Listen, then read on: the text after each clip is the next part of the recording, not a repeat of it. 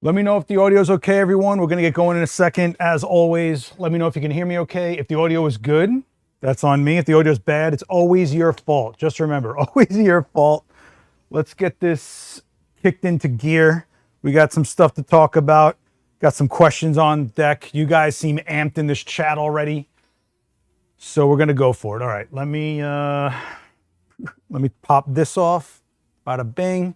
And let me do one of these. Bada boom.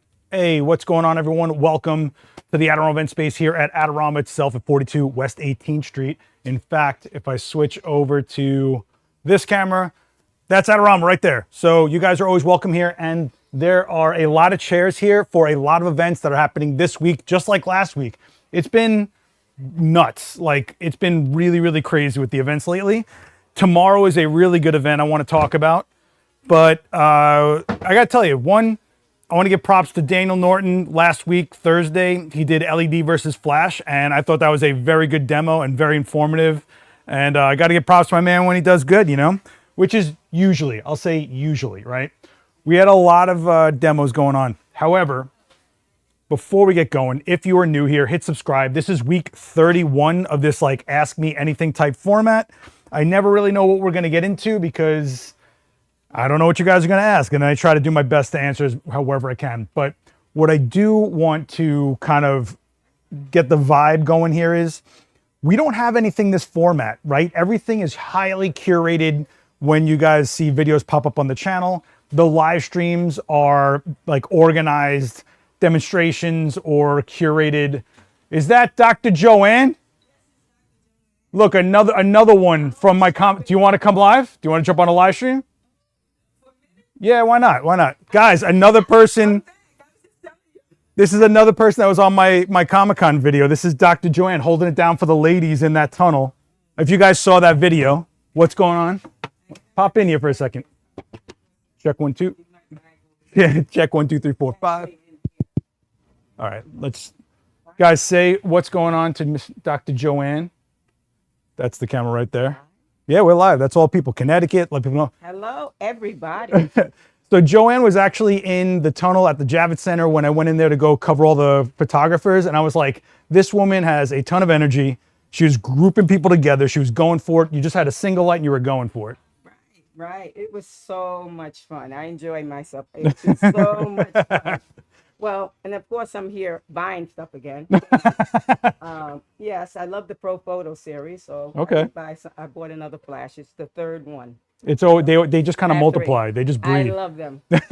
I do. So I want to ask you what made you get up that day, go to the Javits Center, and go do that? Where did that come from? Because I looked at your work and it looks like you do a lot of fashion and more stuff like that rather than like characters and crazy cosplay. Right, you know, because my daughter and my son-in-law, they love Comic-Con so much. And I said, well, you know what? I'm going to go and see what it's like myself.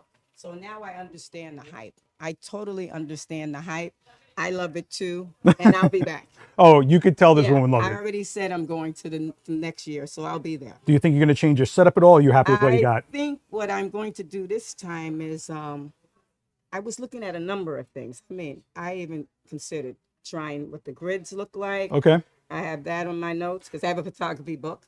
And I said, I want to try that, stay back a little more from the reflective wall. I have to stay back a little bit more than I was because, for the reflection. Well, I think honestly, I was thinking about that. Really, the reflection's based on the angle. But if you're going to put grids on it, you're going to have less flash reach that background. That's so you why I might be thought about the happier. grid. I want to try the grid so the grid can concentrate the light on the subject and not the walls. So Yeah. I need to see what that looks like. Or you either own the walls or you get rid of the walls. That's the way I look at it. Right. You either So light the wall, I you thought don't. about that, and then I saw other photographers' work, and they just sort of made the background darker. I mean, if that's your taste. Yeah. But I didn't want to make the background so dark. I just wanted the subject to be illuminated. That's what Gotcha. I'm going for. Cool. Yeah, and I'm looking. Yes, my name doesn't have an E. Yes, it has a capital A. Yes, And- but and capital A right there, no dash. But, Tony's asking what flashes do you actually have now? well, I have the Pro Photo A10, and I love them so much that I'm here trading in the one that doesn't have air. Okay. You know, for the one with air, because I have two with air and one without. And I said, no. When they have the sale, you have to get in here and get it.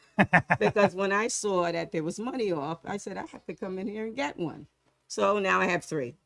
All right, cool. And I use them all. I mean, religiously, I use them. Also, can we give a hand for this jacket? Look at this jacket. Oh, you Unreal. like my jacket? It's like it's like a dark chocolate. I like it. Oh, yeah. Cool. Well, I like dark Matching colors. shoes too. Unbelievable. No, I do wear dark colors. I like that. But, Cool. But it's always great coming in Adorama because I come all the time, especially when I'm off from work. I'm off today, because school's closed. And tomorrow I go back to work. All right, cool. Yeah. Well, you can go shout out your Instagram. Okay. So, Dr. Joanne Neal Photography. NEAL, right? Yeah, NEAL. Okay, Right. cool. So, and I'm on Instagram. I'm everywhere. I'm on X, everybody. So She you'll be pop-ups able to at find every. me. You'll be able to find me. Cool. But it's great being here. And I was getting ready to go home Well, because I have work to do. I'm an educator as well. And I have work to do before I go back to school tomorrow. So I said, okay, this is my last day. I might as well go and see what's going on in Adorama. And here I am. there's always stuff going on. Yeah, We're there's actually always about to stuff go going through all the events this week. Yeah. So, Joanne, thank you so much for But stopping thank you in. so much. Oh, of course, It's of always course. a pleasure. Always a pleasure. Always a Great. pleasure. It was so Thank much you fun very running much. into you. And I can't believe you still know who I am. If I talk to someone for 5 minutes and I can't remember I talked to them, what kind of human being am I, right? I can't believe you still remember who I am. Oh, because please. I was just telling the gentleman at the desk, I said I was here and Seth was interviewing me. I said, yeah. And you're right here. Yeah, I go live every Monday. Every Monday? Every Monday, I just Wow. take whatever questions they got and then I do a demo to answer it. So I have no idea what's going to happen. Okay. I kind of consider it like a rap battle. Like I don't know what's going to come at me, so I got to be ready for it, you know? Right. Oh, rap battle. Yes. But it was fun doing Comic-Con. It really was fun. Even though I put in for it, I got it one year and then one year I didn't get it. So I said, you know what? I'm going to go. You're gonna go just shoot? be on the ground level and just try that. Cool. Well, I'm excited to see Yeah. what you do next year. I'll definitely pop it I'm in. definitely going to change things. Okay. Because you learn from your Yeah. experience. I said, gee, I have to still work on that background. If you don't mean- change, how are you growing, right? I'm going to try a number of things, even if I try LEDs, because there was a gentleman that had that. So I said, I may try. LEDs are tough in that environment. I I'll know say it's that. tough though, It's but in that I environment. just figured I'm going to see what the grid does because I was watching Adorama again, another gentleman that I like, and he was showing me how you can adjust the grid. You can actually direct the grid. Yeah. You don't always have to put it all the way on. No. You can do No, half you can grids. select- yes, If we're I talking about a saw that. softbox, if you're talking about a softbox, you can do about- half a grid. Yeah. Yeah. So the soft box, I'm just want to try it where I put the grid in the middle. So what you're and going to direct that light. I still want the light on the sides a little bit, but I wanted to try to direct that light. so now your homework is keep the light stable, keep your subject stable, and only change the grid and see what changes. Right. All right. That's what I was thinking about because I thought really just last night I was thinking about that. I said I have to do something because I want to. I did a lot of reading. Photography is not the easiest thing. They basically said back up from it, and I noticed the shots I had where I was away from the subject. It had less reflection. 'Cause you're But when creating you're zones. Closer to, yes. Right. Yeah. And then I noticed that and I said, gee. And then I looked at everyone else's work, of course. And everyone had that same line that was going down. Except for the gentleman next to me. He had 2 skinny lines because he had the Strips. he had the strips Yeah. up. So he had 2 skinny white lines. So So when I had that big line, I had subjects stand in front of it, and we figured out how to get around it. But I have to do better. I want to do better next year, and So if pretty you much, yeah. sorry, so if you didn't watch the Comic-Con video, when you shoot where she was at Comic-Con, it's a stainless steel great wall, and you're throwing flash at it. So now what she's talking about is creating zones, inverse square. If our dominant exposures are subject and they're far enough away from the background, it's not the same exposure. That goes darker. She gets less reflection. They're more prominent. And if that's the look you want, now you know how to get it. See, now I know how to get that look because I have to stand back. I even considered using my 50 millimeter 1.2 or my 85 just to blur out the background a little bit. So there's a number of things I'm considering. But then you get into other problems, right? Because then that weird light starts coming in from the. It's a whole thing. Right. Anytime you change one thing, it's another thing. Right. So my thing is, I think I'm definitely going to try the grids. I wrote Go that for in it. my photography book. I said I'm going to do that. See if I can direct the grid. And I even considered putting my 100. I have a 100. I think it's a 100. That little can. Mm-hmm. It's really cute. At the bottom with a grid on it. You can do that. Right, because I want to get, because I noticed that the floor in some of my photos was a little bit dark, because if you're trying to stay away from the reflected You're not wall, getting that then spread. you're dealing with the problems on the ground. Well, So I you were did dealing with a 3-foot box that was Yeah. high up. There's only so much you can reach, right? Right. So and then I noticed the back with the bottom was dark, but I am a retoucher, so I was able to fix the floor, but I don't want to have to do that. I think so, your best yeah. bet, honestly, Yeah. if based on what you're saying to me and based on what I saw, if your light's up here and you have a 3-foot box and you have that 100 watt, Yeah. you want to put another stand right under it at level, and then that can light here. That's The what I softbox was lights thinking. here. I said I was going to put my little tiny box. I guess it's the Explorer series, but it's a 100. Yeah. It's a cute little can, and I was going to put it down very low. Give it a shot. Aim it up a little bit. I knew putting it on the wall wouldn't be a good idea No. because it's already reflecting. So I just figured. Unless you want that. I don't know, because it makes the wall too white. It makes it too white. So editing, I could pick up some of it, but overall, I want to definitely try the grids. All right, cool. So So when I saw that on the videos, how it darkens, it can darken it, but I don't want it 100% dark. no. But just enough where You can boost your contrast is what happens. Your shadows are going to get denser. You're going to minimize the spread of light. So stay up on our Instagram. Shout out one more time. Okay, Dr. Joanne Neal Photography. And I'm on Instagram and Facebook and X, and I have my drjoannenealphotography.com as well. cool. All right. Thank you so much, and I'm glad to be here. All right. If I don't see you, have a great holiday. Okay, Okay. you too. It was good Great, seeing you. great. Always oh a my pleasure. gosh. Look at this jacket. Unreal. Guys, that's community, right? You met somewhere. You're in the same world. You see each other. You pull each other back in, right?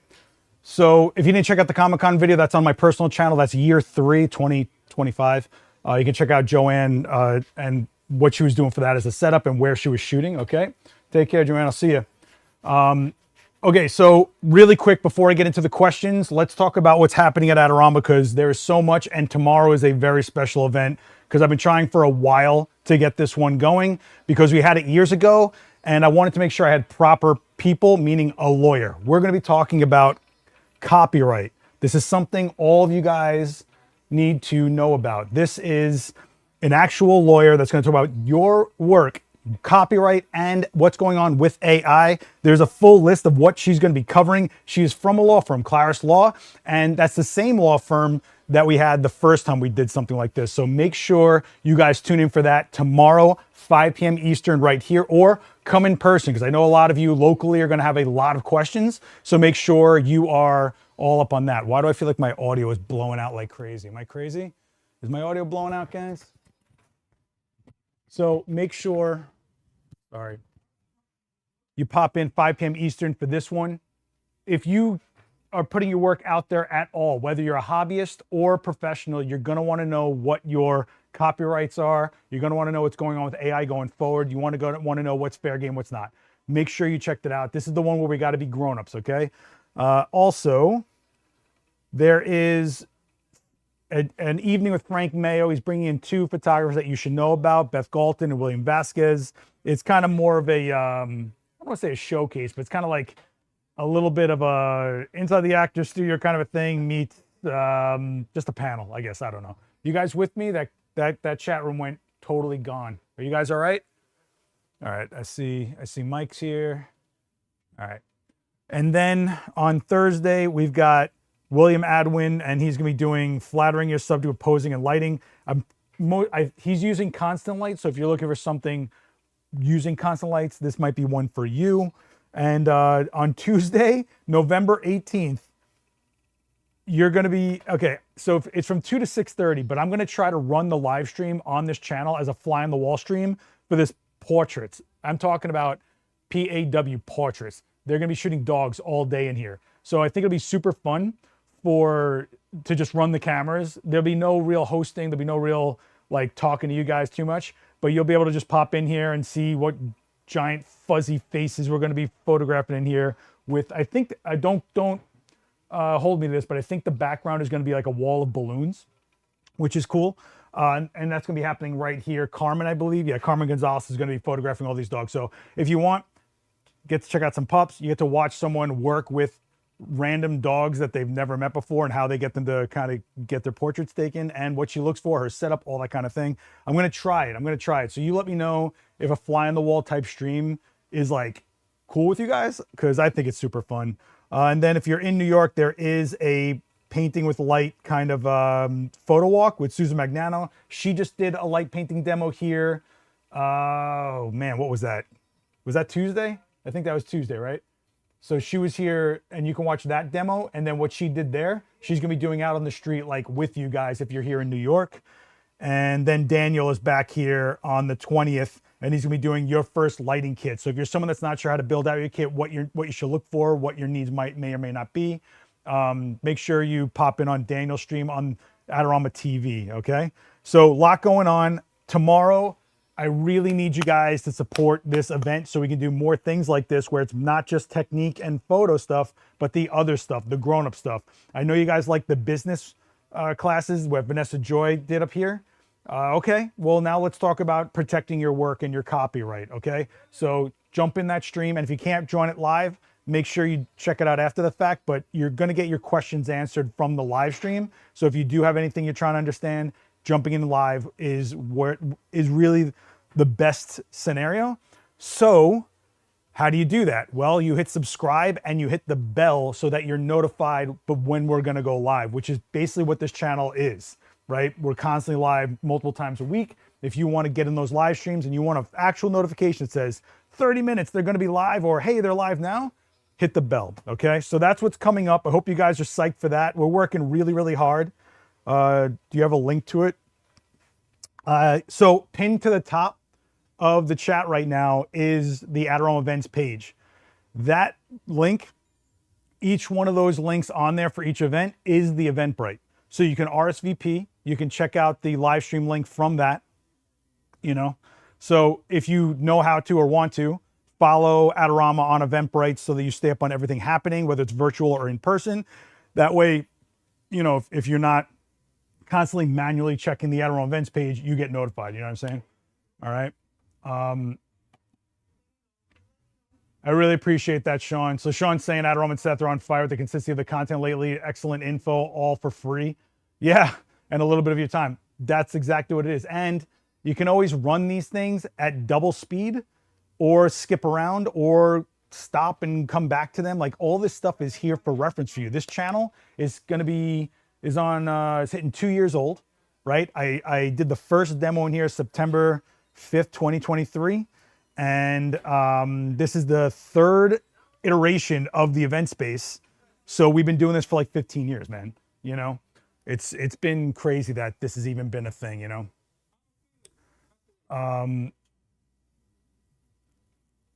Okay, cool. Steve Land is saying that my 200F2 video, he tried it out and we were late this year, not much color. 85 didn't pull the color. 200 made the difference and used it all day and said. So pretty much what I think they're saying is when you're looking for fall pictures, so you want the colored leaves. If you're using a wider lens, you'd think you're getting more leaves, but the reality is that when you use a longer lens, you're compressing all those leaves. So if there isn't a lot, it makes it look like there's more behind a subject. It's funny. So a real quick story, Daniel would always talk about how he used to shoot fashion in Miami, and the way they would really get through a lot of volume of shots in a short amount of time is they would line the models up right next to each other in a line and use really long lenses so that even though they were next to each other, because the lenses are so long, it looked like they were somewhere else on that beach or wherever they were. And it's pretty interesting, right? Because you really are changing the space with a longer lens. If you check my 200mm f2 video, if I didn't tell you that those shots were done in New York City on a balcony rooftop type thing, it could have been any city. It was just blurred out, compressed windows and ambiguous buildings, but it wasn't the actual building being prominently featured, you know? Okay. So if you have a request for a stream or of a stream that's coming up, you're going to have to go into the live stream chat like you are now and ask the question. So we're not like making a list of things to ask them now and then make sure they cover it. They have their set demo, their set talk, their set syllabus, if you will. You guys, if you have questions for any stream that's coming up, you've got to come in that live chat and you've got to ask it. Ooh, I know, we're tempted. We're baiting you guys in it, you know? Okay, so question. Okay, so I had a question sticker on my I have a lot of text messages right now. I put up a question sticker on my Instagram to siphon in some questions for today so we can answer them. We're already like 20 minutes deep on this, man. This is what live is. We just get derailed all the time. I saw some questions in the chat. I just want to take a look at this question sticker. Okay, so Hypersonic, I saw your question in this chat and on here. We'll get to that. Stranger Things Christmas theme. Is Edgar in the chat? Because this is a question I'm going to have to ask Edgar a couple questions about, and then we're going to get into it. But if they're not here, it's going to be hard for me to answer this question. So really quick, I did see a question in the chat of, can they pair a Nikon D750 to a Canon selfie printer? I'm not 100% sure, but from what I understand from like doing really quick search, I think you have to connect it via USB cable. I'm not even sure if that's going to work because Nikon and every other camera has their own proprietary wireless software that they worked with. Like Nikon uses PicBridge, Canon doesn't use that. So I don't know if it will ever work with Wi-Fi. I can't speak to that, but I think you might need a USB cable if you want that to work the way you want it to work, where you shoot from a Nikon and directly print out of a selfie camera. Since you saw that on Vanessa Joy's video, maybe drop her a question in her comments. She might have a better answer for you because she's used that printer at every one of her wedding jobs, and I haven't used that printer really. So that might be a question for her. Sorry if that's like not, you know, the answer you're looking for. Hypersonic Photography is asking, can you talk about any changes or updates you've made to your kit since your last video? And I think, is Hypersonic still in the chat? Let me know while I enjoy this dark black coffee right here. Wait, Johnny's saying the problem with all your videos is that each one makes me buy more stuff because now I need to find a 200 prime that'll work with my R5. Okay, I'm going to just quickly address this. I totally get that, and I know that we're having fun with that. The reality is that you have to look at, we're giving you guys in-field examples of what equipment will do when used in certain ways. If you said to me, hey, I really don't know what happened with that 200 millimeter, I need that lens. Ask yourself, what is it about that 200 millimeter that I like, and how can I achieve that? Do I need that, right? So, for example, if you like the 200 millimeter, was it because I can step farther back, get a full body and still keep it shallow? Or could you do something with a lens you might already have that's maybe 85 or 105 or something like that and just step closer to get that shallow look? But if you're going to tell me that the framing doesn't work for you because you're trying to get more out of them, like head to toe or something like that, if you're shooting people, then I understand that. So before you guys jump down a rabbit hole, just buying gear, and believe me, I'm literally inside of a retailer. Take a breath and think, what is it about the thing that I saw that does something? Can I do something with what I have? And if not, that's when you are investing in gear. A 200 millimeter f2 is a very special look, but I'm finding out from those comments on those videos that most people do not really pick up or understand what that look really is, and maybe I didn't articulate it enough in an hour-long video, which I got enough flack for. Okay, so Hypersonic is here, and he's saying, can you talk about changes or updates you've made to your kit since your last video? I'm not really sure which video you're referring to, and I'm guessing you're talking about my travel kit. So I should say that my travel kit is based on if I am going somewhere to light in the street, or if I'm going somewhere where I know that there will actually be bigger grip. Meaning if I'm lighting in the street, I know that I'm not going to be doing a lot of lights. I'm going to be doing just 1 or 2 lights, a stand, maybe have someone hold a light. But everything else in my kit is based on the fact that I might be going to a rental studio, which will have C-stands and all that kind of stuff. The only changes I've really made to the kit in my bag, which used to be 5 Profoto A2s, and I had an A10 in my backpack. So that was technically 6 lights. What I did now is I took out 3 A2s and I put in 2 B10Xs. So I put in the smaller versions of these guys, right? And why did I do that? Because I found it more valuable to have a full-size 250 watt second light twice over than having the 100-watt second lights 3 times over, mainly because the 100-watt second light is small and needs an adapter to work with all the rest of my modifiers. So what ends up happening is I'm carrying around just basically pieces of metal that act as adapters, chunks of metal that take up space and create more weight in my case. So I said to myself, like, what would be the difference here? So I actually weighed an A2 with a Profoto OCF adapter, and I weighed a B10X, and they were the same weight within like an ounce or two. And I was like, that was it for me. So I just kept the A2s because I wanted extra lights that I may or may not even use with modifiers. I can just throw them like under tables or as backlights or whatever. And I don't have to carry so many adapters for them. Like I need an adapter for every one of those lights if I was going to use all those lights at once. That's a lot of extra space and weight.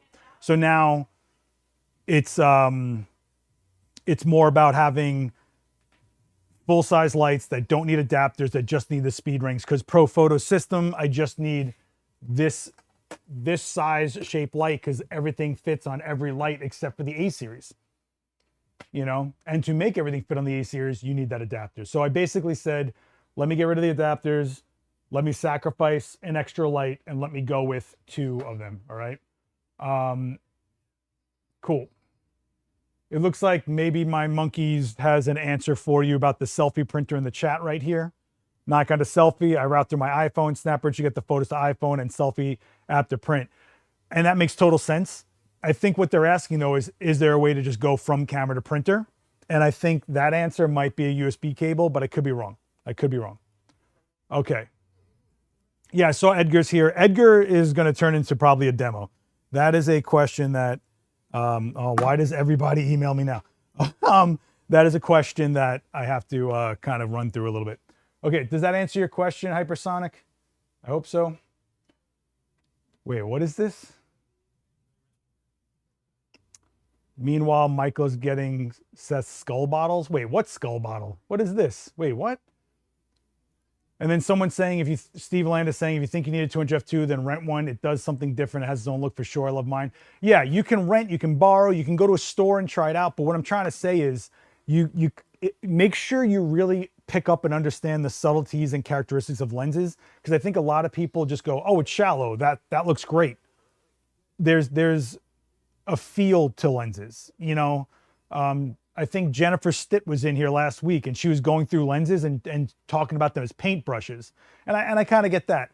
But to me, it's literally what you're filtering the world through, right? You are cropping out the rest of the world. You are compressing, quote unquote compressing, because you're not really compressing. It's based on perspective. I'm not going to get into that. David Bergman did a great video on that. Really, the lens choice and where you stand makes the entire shot sometimes. You know what I mean? It's one of those things that you are not going to fix in post, right? You know, you're not going to go wider angle and you can only crop in.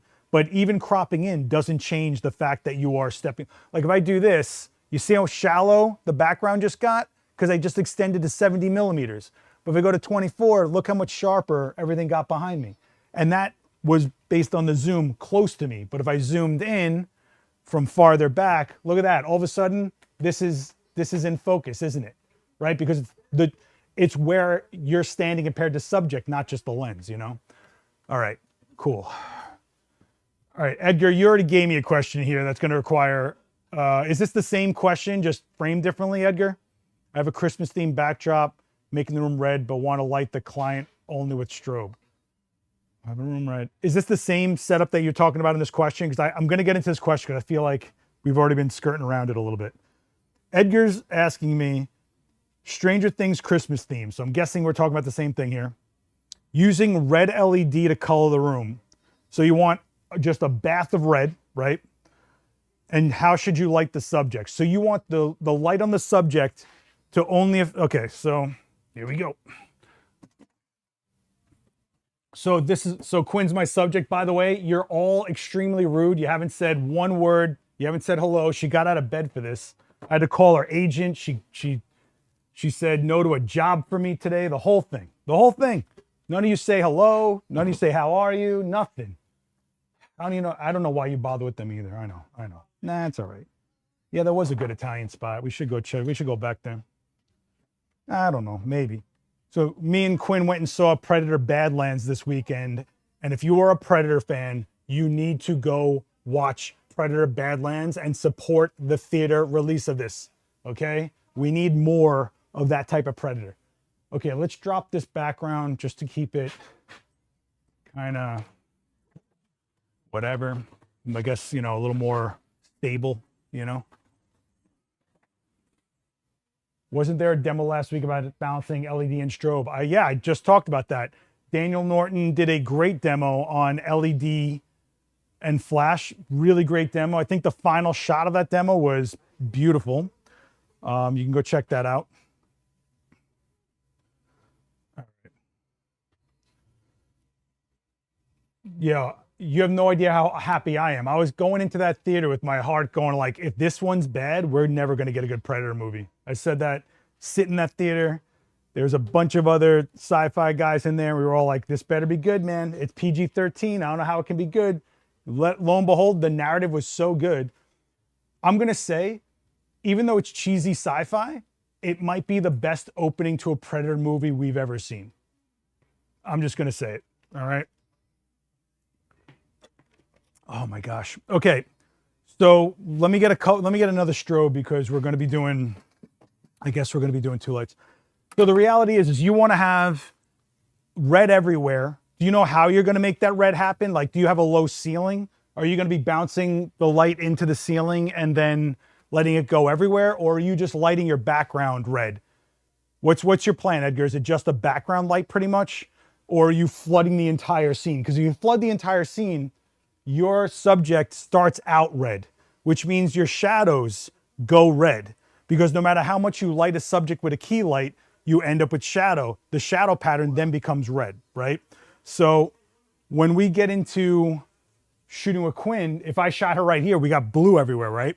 Low ceiling, bouncing LED. Okay, so you already have to be at peace with the light mixing on your subject because you're already not creating zones like we just talked about with Joanne in here, okay? So let me throw a light into the sky.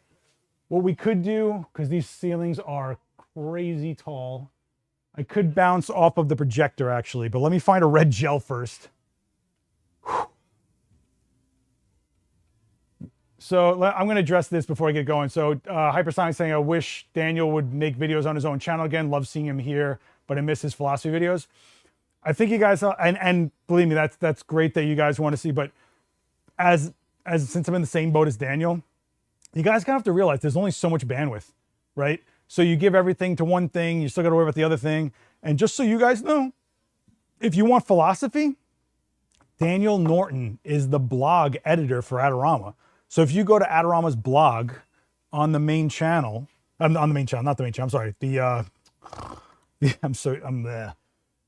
If you go to this right here, this is all, I'm going to put this in the chat. Daniel Norton's editing all this. He's pulling in the people he wants to have write for the blog. He's curating it, editing it. Like this is the real deal here. So make sure you go check out the blog and help Dan out that way. Why did this chat room? There's something wrong with this chat room. Oh, there it is. Got it. Quinn is Elle Fanning from Predator Badlands. I don't know about that. There were two versions of her. Come on. It's not his live journal. It's not his live journal. No, it's not his live journal. Let me get a red gel. I got to find a gel really quick. And then we're going to break this down. So, Edgar, do you hear what I'm saying with what's going to happen with the bouncing of the light? If you're okay with that, it does make it feel more organic, but you do sacrifice having zones of just the environment red rather than them within the red. So you got to kind of make that decision, okay? Let me find a red gel really fast. And let me tell you, red gels, they eat up light really quick. Really, really quick. So let me see what I got here. Yeah, check out the blog. That's Daniel's really working hard on it. I think he's done a great job kind of, for lack of a better term, transforming the blog and making it pretty relevant and giving you what I think is unique type unique type content.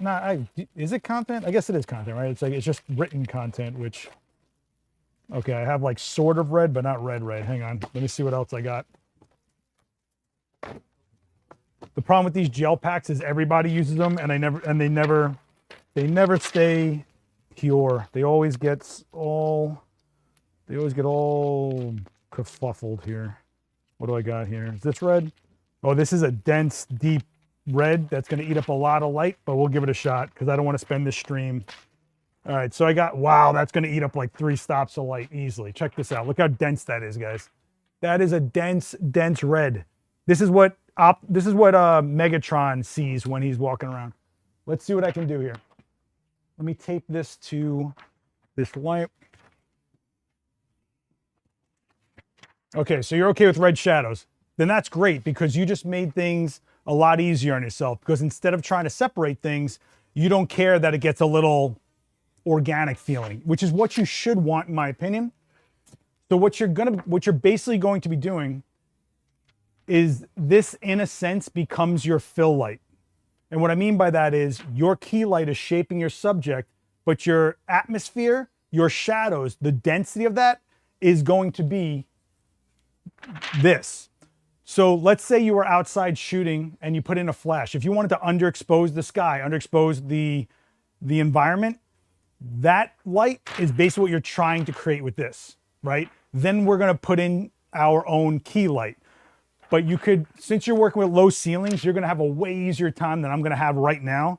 I'm going to be battling a very dense gel, which is my fault because I'm not about to go look around for a proper red gel. You know what's funny is I took the big beefy high powered light home because I had to do a shoot over the weekend at my studio. If you follow my Instagram, you probably saw me post about that. But that would have been amazing right here. This would have been awesome. All right. So let's get a global overall wash of red, and then we're going to go and see what we can do for lighting up our girl. So now let's start with one thing at a time. What's the first thing I'm going to do is, the difference between you and me, Edgar, is you're going to be using an LED light. So technically, actually, you know what I could do? I could change all these lights to red. You want to do that? Do you want me to, instead of doing a strobe with a red gel, I could change all of this lighting that's in here to red, being red LED like you're going to have, and then light Quinn. So in the chat, I want you to type in gel, or I want you to type in LED as your vote while I take a nice, beautiful sip of this coffee. So either you want to have me do it with strobe, but I think, Edgar, you want to do it with room light, right? That's kind of what you're talking about. You know what the most frustrating part of these is? I'm on such a delay. I talk and then I'm like, I don't know if they're hearing me. And then you guys answer. I'm like, what did they just answer me to? LED? Okay. Edgar's saying LED, let's do it. My rods and cones are gonna get screwed up. In my studio over this weekend, I was running 2 high-powered LED lights on rotating RGB, and the model shows up and she says, "Hey, I'm here." So I'm like, I had to go let her in because there's no door guy on the weekends at my studio. As soon as I open up the studio door to the white light in the hallway, everything turned neon green. My brain was so set on correcting for magenta, pinkish, reddish light that when I opened up the white light, the whole hallway was green, and I was like, my brain was like banging on the inside of my skull. It was driving me nuts, man. All right, let's make some red light happen here. Everyone in the store is gonna be like, what is happening over there? And I'll be like, we're doing a dark room, leave me alone. All right, let's do this. This is, and by the way, shout out to Nanlite for hooking us up with all the lighting in the space. That is all RGB, right? How cool is that? So thank you, Nanlite. Shout out to Sylvia.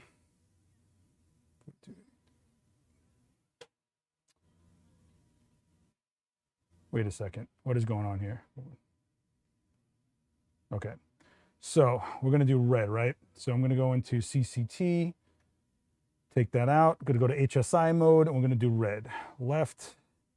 Let's do HSI mode, red.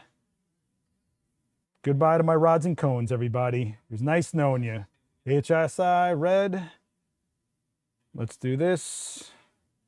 HSI mode, red. Okay, so my key lights are now all red. This actually feels kind of cool. I'm not gonna lie to you. All right. Do we still start with a black frame? No, we don't, Tony. I'm glad you brought that up because that's my next thing. I'm gonna shut off this light over here. I'm gonna take the overheads and I'm gonna make those red. Not effects, HSI, red. Okay. I gotta tell you, my eyes are already kind of weird. Like I can't read what I'm doing right now. I hope you appreciate this, Edgar. I am ruining my health. How crazy does this look? All right. So now this is our ambient light, right? We're gonna do an exposure for the ambient light at an exposure that we're comfortable with, meaning it doesn't have to be on exposure. If it's underexposed, we're gonna get a more saturated red. If it's underexposed, that means our key light will stand out more from the contrast, right? So let me just put on one more light. Man, my eyes are all over the place. I think it's because I was in the studio for 12 hours with rotating light that my brain is like, more of this. No, what are you doing? Let's do this. Lindsay Adler would be psyched right now. Okay, so this entire space is in super red mode. You can see that, look, this is the window with daylight, right? So we're gonna close that. I feel like I'm in the dark room right now. Okay, so now this is a global red. All right, let's plug in a camera. I have a Nikon Z6 III right here. We're gonna do this with, which is like usually what I do my demos with here. And I record all my videos for my channel with. And you guys see us streaming here on this Nikon Z6 III. So let's, wow, my eyes are really freaking out right now. You know why my eyes are really freaking out? Because when I look this way, I have a light directly in my face. And then when you look away, my brain is trying to adjust for like the light exposure change and the color at the same time. Then it sees this laptop and my brain goes even crazier. Okay. If you guys are ready to get into this, I want to see a bunch of readies typed in the chat. I need you guys active for this and hit like. It helps me out, helps out this channel. So I guess I don't need this red gel anymore, huh? Technically, if you wanted to get crazy, technically, I could still throw a red strobe in the sky and make this even denser red. I don't really want to do that though. All right, let's do this. So what we're gonna do is, because I know I'm gonna be using strobe, I'm still gonna shoot at my flash sync to start. I'm gonna shoot at 100 ISO to start, and then I'm gonna dictate what type of aperture I'm gonna work with based on how much depth of field I want. So Edgar's telling me that they have, correct me if I'm wrong, Edgar, you have I'm yelling louder like he's in the back of the room. You have a background that you do want people to recognize, right? You have a Christmas background that you want not to be completely blown out in soft focus. You want some bite on that background, right? So you're gonna want more of a closed down aperture, right? Well, right now let's do this in real-time exposure. So right now, this is the exposure I'm at, right? So you can see the lights are red, right? But there's no Quinn showing up really. So I have a couple choices. I can either open up my, oh, wait a second, what is going on here? Hang on guys, 1 second. My white balance is all screwed up here. Okay. So now I can either, this is F4. F4 shows a little bit of Quinn, but this means that the background is going to be a little more soft than I'd like it to be, right? And we can simulate this by putting something in the background that has some sort of imaging on it so that you can tell what the focus will be like, right? So let me take let me see if I got something with, all right, I tell you what, we're gonna use this girl's face as a judge of how soft or how in focus the background's gonna be. And the reason I'm doing this and not the store is because the store is infinitely long, right? So it doesn't really give you an idea of if he has a background. Does that make sense? I would normally use the store to show like depth of field, but there's literally a long drawn out store here. So let's put this right behind Quinn on a stand so that we have more of an idea of what's going on. Let me make sure this doesn't open up. Is that fair? Everybody get me with that?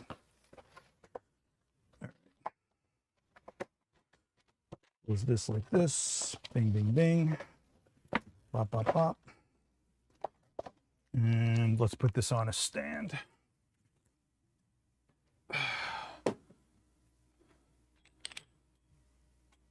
What's your white balance? So my white balance is set to the normal that I would normally do, which is 5000K, because don't forget, Edgar wants to throw in a strobe. So if Edgar puts in a light, we want that to be neutral. If we don't want it to be neutral, we can gel it. But you always want to stick to a base point when you're mixing lights, because that's a global adjustment. If I want red and I change my white balance at all, like let's say it was put on tungsten, that pumps a ton of blue in here, right? So now this red goes purple. If I put it on daylight, it should stay neutral. If you put it on automatic, you're really going to be doing yourself a disservice because it's going to be trying to correct for this red in real time. So if you're doing something creative, the camera cannot read your mind. It doesn't know what it's doing. But if you tell the camera what you're doing, what you need from it, it'll do what you need from it, right? So man, my eyes are all over the place right now. Okay, so we got a background behind Quinn, and we'll see how soft it gets, right? So keep in mind, if you want your subject to be more separated than not from the background, they're gonna be farther away. If you want them more in that zone, you put them closer to it, right? So let's take a look at what this looks like. I'll lower her a little bit. I'm doing this on the fly, like I'm just coming up with this literally out of nowhere. So hopefully this is helpful. Let me know if this is helpful in the chat, all right? Because if I'm going in a direction that's not working for you, you got to tell me, okay? All right, let's go back into live view. No live view? Starting live view? Live view, okay. So this is F4. This is F4. And if I don't know how much you're gonna have as a subject, but if this is just shoulders up, or if I do a torso and I'm shooting at say 50 millimeters at F4, this is what that depth of field is gonna look like. So you can see how soft it gets back there. In fact, if you really want to, you can open up the exposure and just to see what's going on back there, right? They'll be 3-4 feet away from the backdrop. Okay, so right now Quinn is only 2 feet away from that backdrop. So let's give it 3-4 feet, right? I'm gonna put this back here, and they are, all right, she's about 3 feet. I'm gonna leave it there, okay? Sorry, sweetheart. All right, what am I doing? Right, we are 3 feet away from this box that we're trying to basically see what our depth of field is. I would argue that it's going to be a little too soft for what you're trying to show, right? So unless there's like something very definitive in that background, right? You see how faint it is? Oh, sorry guys, whoops. You see how faint it is? Because red is not gonna light everything really well. Like when it lands on things that are red, it'll be bright. When it lands on things that are black, they go deep black. Like you're filtering out colors of light right now, right? So let's slow down our shutter speed a little bit. I'm gonna slow it down to 1/25 and see what happens here. All right, so let's change that. And you can see how much more the light comes up, right? So bing, bing. This is just slowing down my shutter to 1/25 from 200. That's not even a full stop, guys. All right, so you're getting a little bit more light back there, right? But is this too soft to recognize? Is this too soft to recognize what that background is? This is the question, right? Because I don't know what background you're working with. The backdrop is mostly white, so snow and Christmas trees. Okay, so even if it's mostly white, This is a gray backdrop. It's not that, actually, I'll tell you what. I can drop a white background, but I just don't think it's going to, I tell you what, if you say it's mostly white, let's drop a white background. Let's see what happens here, okay? So now, one, I'm gonna get more light reflecting back at me because it's literally a white piece of paper behind her now. Let's take a look at the same settings. Slower shutter, F4, right? So that's the red we're working with right now, right? And if you really wanted to, you could boost up your saturation and do whatever you're gonna do, but you know, that's really what's going on right now, okay? I think soft is okay because you can tell it's cruise. So this is F4, it's not 2.8, it's not 1.2, right? F4 is a pretty general aperture for some people, right? And we're still at ISO 100, which is nice because it keeps our noise level down, right? If you wanted to, and you wanted to get a little bit brighter, you could raise up your ISO. This is 200, so we're gaining a stop of light, right? I think we're getting orange because there's literally light from the store creeping in now. It's not all red. So there's literally like a yellowy white light. You guys can't see it here. If I do this, you guys will see just like what I'm dealing with right now. So I'm not in a closed set. Literally white, yellowy light coming in here. Actually, you know what? Let me close this window also because that might be part of it as well. There's a window over here that's open that is letting some daylight in a little bit, but I don't think that's really too much of a factor, but we're going to find out. What are we really doing right now? We're taking away variables, right? We're getting as much control as we can get because we're trying to control color. We're trying to control exposure. We're trying to control spread of light, right?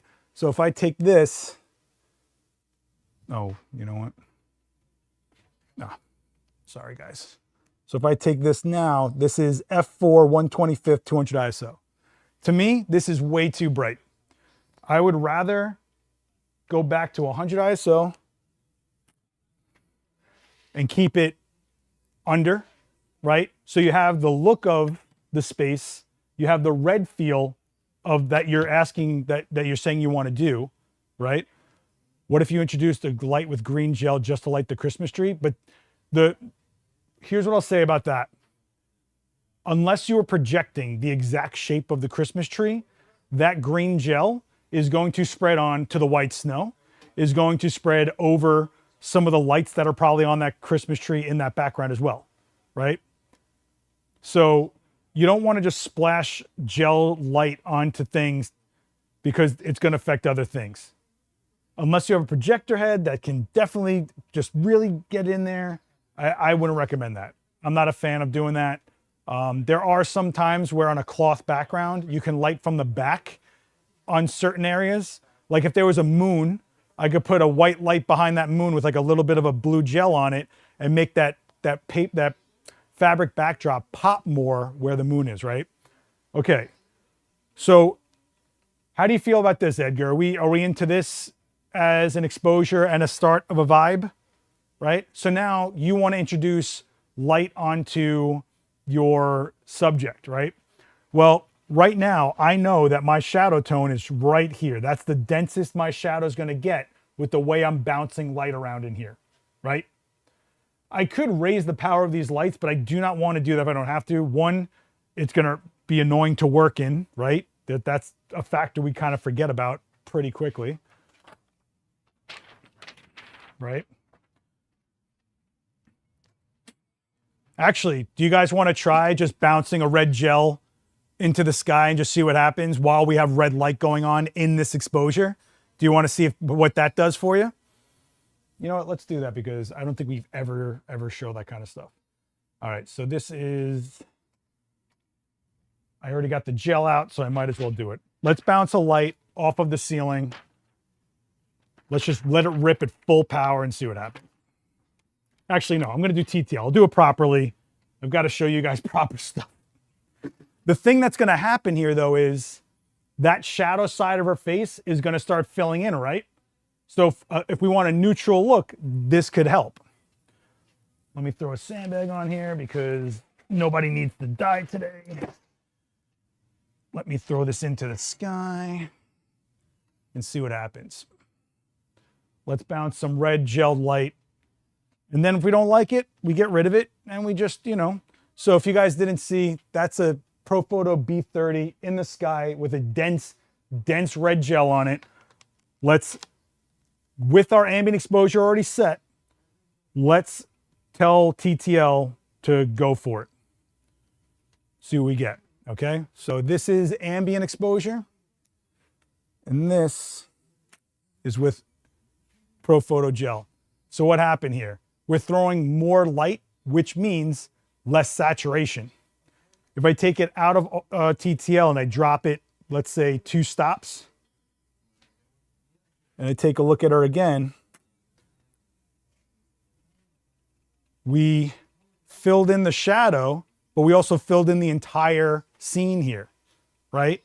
So to me, did we benefit anything? Well, if you told me, hey, I like what's going on here, but I want the shadow pattern to be less dense, this could be a solution for you.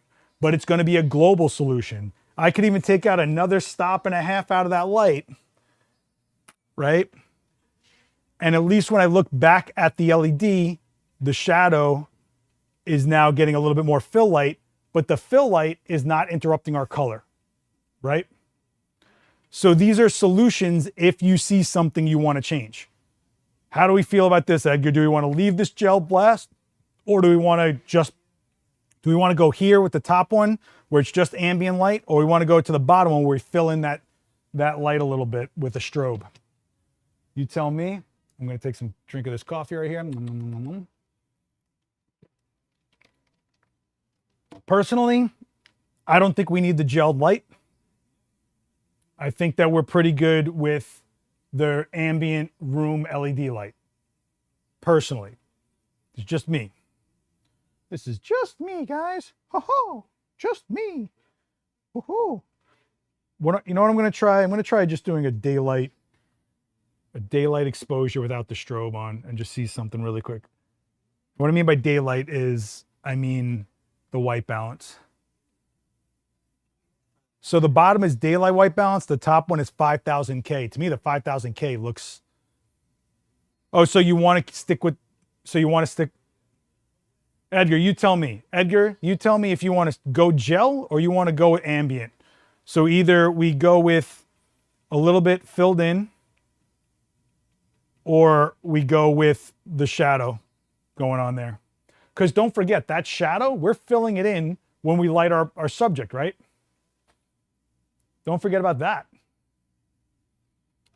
So now, while you make that choice, now we have to figure out how we're going to light our subject so that it doesn't spill light literally everywhere, right? So we want a tight light source. We know from that, we already know we're not doing a 5-foot umbrella. We know we're not doing a big 4-foot octa. We know these things, right? So no gel. Okay, so we'll take the gel out of the equation, and we'll use this as our key light instead to shape our subject. Okay, so we just said we're going to use a tight light, right? We're going to use a tight neutral light. But now we've got to decide, one, what is that light coming from that's lighting them up? Because you're trying to do a scene here, right? You're trying to do a scene that is kind of replicating something. You want Stranger Things vibes, right? So you have a Christmas background, which no matter what you do, that background's never going to look like the most believable thing on earth because it's a cloth backdrop, right? Like, it's what they are. You know, they're not really out there in the snow, and you're already doing like a kitschy kind of a scene kind of a thing. So a shot on that will look absolutely different than going out into the woods and shooting in the snowy woods, right? So you're kind of already going for this campy kind of vibe. The reason I'm asking all this is because we have to decide what direction that light's coming from, right? So to decide that, we've got to think of, well, what would the light source be out there? So what is the light source that's lighting them? Or are we just throwing a flash at them and going, we got it? Like, are we not denying that we're in a studio, or are we going for the look of we are somewhere else in the world for this shot that he wants to do, which is Stranger Things Christmas themed kind of thing. All right. So Tony's right. We're gonna do something with a grid. I do have. Also, I didn't ask this, Edgar. Is this one person, two people? What are we doing? So I'm gonna go with something that I think we haven't really pulled out often here. This is a white beauty dish, not the famous silver one that you guys see me and Daniel use all the time. This is a white beauty dish with a grid. So Edgar wants to go to street lights. So we know that that's going to be overhead and it's going to spill pretty wide because that's what street lights do, right? They're not direct. They're not they're not laser beams, you know. Let's see what this is going to, 3 or 4 people. Okay. So if it were me, I'd be doing 2 lights, 1 light for every 2 people, basically. So I'm going to start with just this beauty dish and let's just see what this looks like, right? Right? So if we're doing a street light, I'm going to put it in a configuration that kind of mimics a street light to some degree, right? So let's do, and just so you guys know, if you're ever working on a set and someone says, hey, let's set that light tabletop, tabletop just basically means overhead flat kind of. And that's kind of what I'm going to do here. We're going to go very, I mean, I'm talking, can you guys see? It's like just a little bit pitched, not 100%, you know? Okay. Let's see. It looks red to me, not white. Nice. So I'm going to put on the modeling light because I want to see where this light's even landing. Now, can you guys tell? Let me see if I can change a camera angle. I'm not going to light her directly overhead. We're not doing this. We're going to let the light skate across her a little bit. And we're doing that because that's really where you want that light pattern to shine. You don't want this a hot spot on the head and then drop shadows coming down. What you want is the light a little bit here, cascading this way, and then skating down the face a little bit. So let's see how this looks. What I am going to do is I'm going to pull it to the left or the right a little bit more because you don't want it to be perfect. If we're going for organic looking light sources, they're never going to be perfect. But you want them to look good enough, but with a little bit of a flaw to them so that they just feel like they weren't 100%, you know? So let me turn on this light. Let's do in the middle neutral to start, and let's see what we get. TTL. Let me put on the modeling light so I can see what she's doing. Actually, this doesn't look too bad. Let's take a look. Wow, that is a very even light on her. And that is I mean, you're very subtly looking at the light infiltrating on her chin, right? Right? So to me, this looks a little too clean. So what I'm going to do is I'm actually going to pitch the light. Let me show you. This is where we were, right? Here's where the natural ambient light is. Here is a dark shadow. If I put this light on the shadow side to a point where the shadow from the strobe would end up being on the left side of the face over here where the ambient light is, we should see red there, right? Does that make sense? So that's where I would put it. But if you're someone that wants the dark shadow on this side, I would put the strobe to the left side where the ambient red is. These are your choices, right? I kind of want to light the dark side so that the red of the environment creeps in to my subject a little bit. So I'm going to move it to the right side of her face. And I'm going to play with the pitch of it a little bit because why not?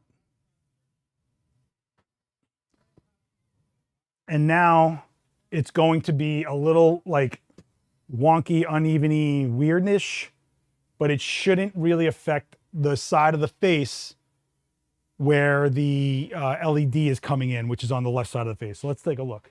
Can you guys see what it? Let me put this should help out actually. 1, 2, 3. So you see how it's not directly overhead now? See how I'm like literally skating this side of her face more? where the shadow is when we have ambient light. So the fill light, which is our ambient, will be red on this side. Can you guys see this? We'll be red on this side, and then we should have a neutral strobe on this side. So let's see what happens. Then you guys can tell me if you like it. All right. Let's see. Am I on TTL? I am on TTL. So you see how on this side we're slowly creeping in more of the red. You see the difference? Subtle, but this is where the subtleties start adding up, right? What I could do to increase the contrast is boost up the light higher, but you don't have very high ceilings that you're telling me you're working with. But this isn't at 8-foot ceilings or this is pretty low. So now I'm gonna say this light is at probably 7 feet, right? 7 feet. Let's see, this should make a pretty big difference in the pattern of the light. So let's go back into this. Let's zoom back out, zoom back out. And now we take a look. See that? See how we go from, hey, she's got a light on her, to, oh, she's in the environment, right?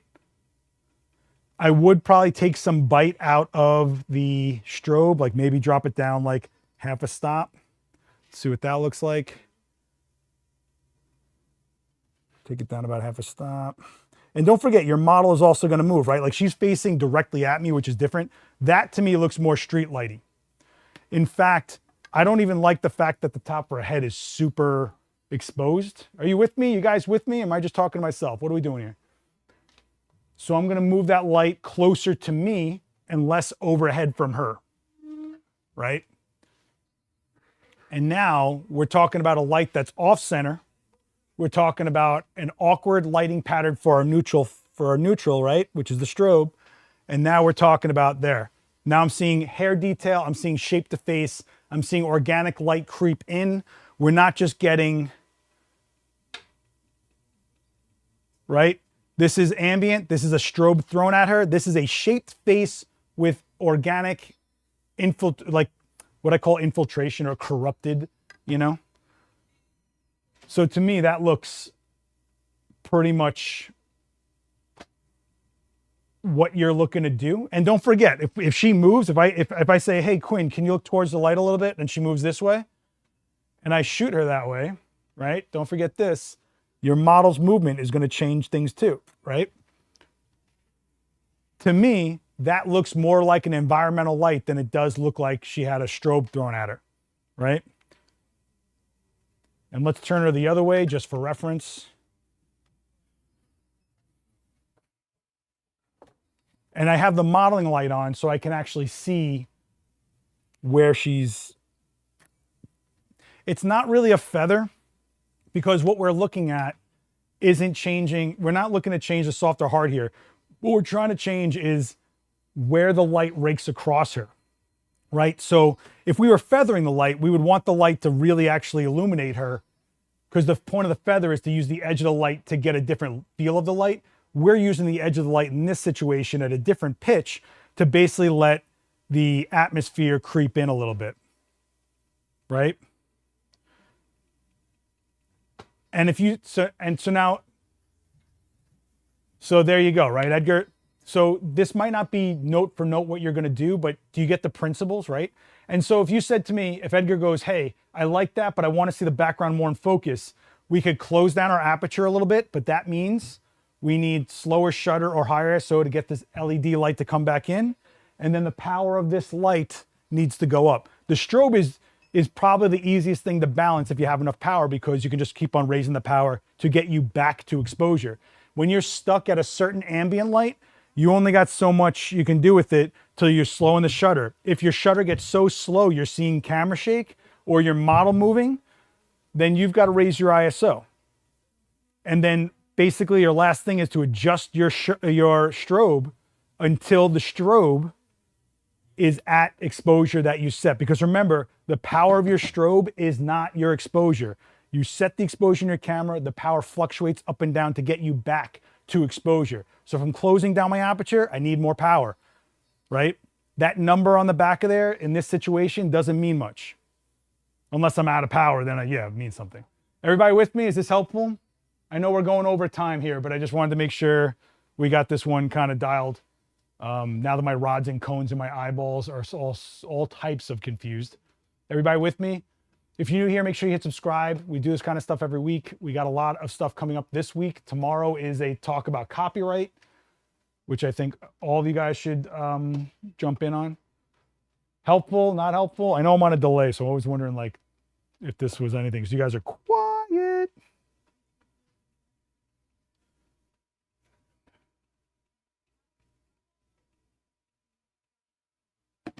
Nothing? Anybody? Bueller? Let me grab another drink of this coffee right here. Good. Okay, so you're all happy with this? Any other questions before we get nuts? Before I break this down? In fact, I think I did this demo already a few weeks ago, didn't I? When we remember when I did the blue light inside the event space, but I changed from a strip box, which everyone thought looked good, but then we went over to the Magnum, which was a tighter, harder light. And I showed you exactly why we go to those harder light sources to get more shape out of our subject. That's got to be like, how long ago was that? Was that like 3 weeks ago, 4 weeks ago, longer? I don't even know. What is time anymore? I don't know. My brain has felt like it's been in a knot for like months. I can't explain it any other way. Why did I put a question mark? Oh, a global shutter as it pertains to flash duration. Really? That's what you're gonna hit me with when we're already in overtime? Oh my God. Hey Joe, my last question on the stream today is global shutter as it pertains to flash duration. Real quick one. Yeah. Real quick one. If you guys don't know, this is Joe. He's the pro department guy here and one of the best nerds we got. So make sure you, It's like night vision in here. I know my brain is like, I am not feeling this right now. I hate to be you and walk outside right now. Well, what's killing me is I'm looking at a blue LED tube, Yeah. red light, and then this is hitting me and I'm trying to read, but the color of this is flashing because I think my brain is trying to, what am I doing? Let me get out of this red light. What am I doing? What am I doing? No, I'm not kidding you. Like that all the white is like doing this like flashy in and out thing to me, and I am gonna be like a mess later. All right. To answer the question. Oh, you wait wanna a second. grab Hold on. flash Hold duration. on. I'm just gonna yell at you. Check. Here, this is Joe explaining while I get on camera at least. Oh boy, I'm on the wrong side. This is Joe explaining that while I figure out getting back to daylight. To answer your question about flash duration and global shutter, global shutters are still shutters in a way. This is not a 10-minute explanation. This really is like a 30-minute explanation. So Yeah, the best I know. explanation I have is come chat with me in the store. I'm here 5 days a week, and I can answer your question in any amount of depth that you need to. But essentially, your flash duration is exactly what your flash duration is, and a global shutter, just as a regular shutter can, it will be able to encapsulate the entire flash duration. You have the entire flash duration inside of your exposure time that comes from the shutter speed, or you will not. So a global shutter, generally being an electronic shutter, can go significantly faster, 16,000, 20,000th of a second, and could entirely cut off part of the flash duration that exists. But that's a very much a maybe would ever bump into it kind of problem. It's not likely that it's going to happen in any normal, actual real world shooting situation. The key is you're gonna eventually, since it's one instant, you're at some point going to miss the peak of the flash. So it might be a little underexposed one way or the other. Your job, if you even recognize it, is to dial in the delay of the strobe so that, or no, actually, not the delay of the strobe. The Delay of the shutter. The delay of the shutter to the strobe, so that it both hits at the, if your strobe is going power on, pop, it's pop, peak power, dying down. You want this shutter to open when it's at peak. The problem is you're gonna have to like kind of judge that. However, I will say Pro Photo in their speed lights have come up with a way to measure and delay the shot for that. Question is, which I don't know, is does that affect things like action shots because you're doing a delay, right? So like things, it's, you know, We're talking thousandths picoseconds. of a second, milliseconds. at most, like we're talking tens of thousands of a second. Usually the peak of a flash duration, the T 0.1, T 0.2 kind of times, if you want to really get nerdy with me. We're talking about those happening in less than a 2,000th of a second of the initial exposure. Right. So just set your shutter speed to like a 200th of a second. You'll never even notice. You will absolutely never notice this. Yeah, what you're really going to battle is basically the flash duration mixed in with this. So if you're trying to freeze something because you're shooting so fast and you're shooting at an underexposure or a dying of an exposure, your flash duration is absolutely different than when it's at peak. And if you want it at peak, you might have a longer duration, which can cause some things. There's so many factors. The reality is it's so specialized. It's so ridiculously, I don't know. I feel like because global shutter got put out there and like 2 cameras have it, all of a sudden everyone's like, oh, I need this. But it's like you're sacrificing a lot of things for basically a high-speed sync, which hasn't been an issue for most situations. Very, very, very rarely an issue for anyone. But yeah, this is definitely like a 45-minute conversation to have and like bring in the Sony engineers kind of conversation.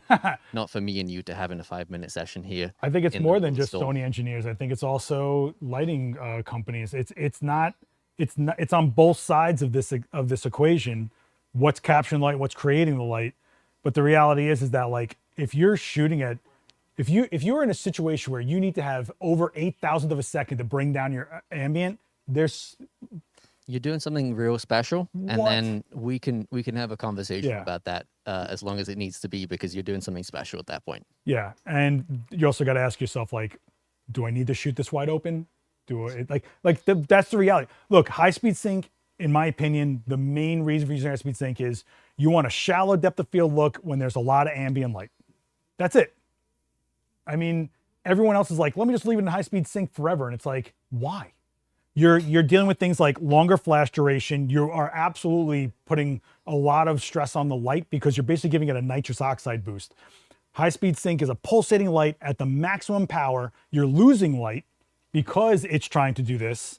And a lot of people think it's freezing action. It is not. Your shutter speed is what's freezing the action. The flash duration is actually longer to mitigate being in a sliver of a shutter as it travels. This is a very long conversation. We are way over time right now. I'm sorry, man. Hopefully this gives you some kind of baseline of it. But the reality is we've gone through decades of not having a global shutter.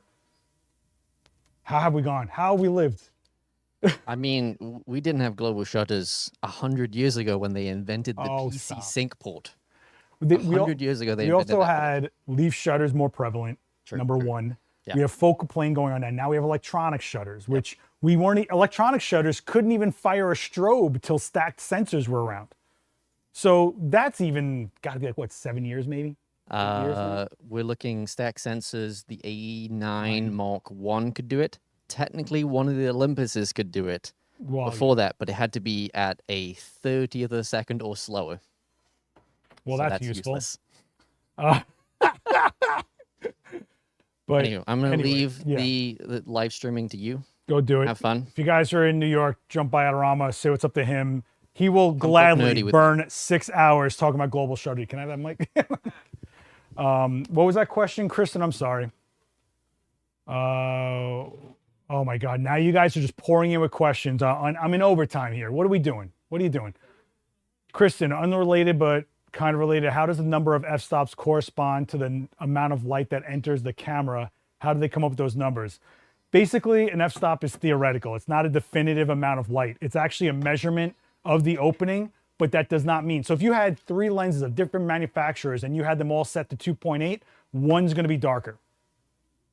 T-stops in cinema world are actually the measure of light transmission through the lens. That's a different story. So, man, you guys are killing it. It's like, hey, I know you have like 5 minutes left. Can you do the meaning of life? Can you... What's a good way to combine 200s? Wait, what? I'm not sure what, what's a good way to combine 200s other using, I'm not sure what you're asking me here, Cooley. I'm sorry. Sorry, man.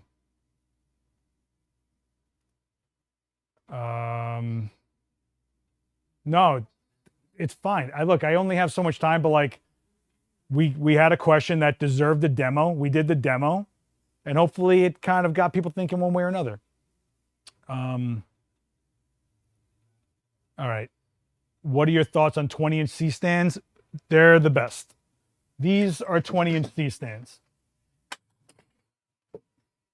I think if you want to know my opinion on 20-inch C-stands, meaning shorties, we call these, when I signed on to the studio me and Daniel share, I made sure to buy a 20-inch to have in there. If you want to have something to hold bounce boards, low lights, background lights, a low stand is super useful. And in my opinion, you should have at least one with every C-stand set, but that's my opinion.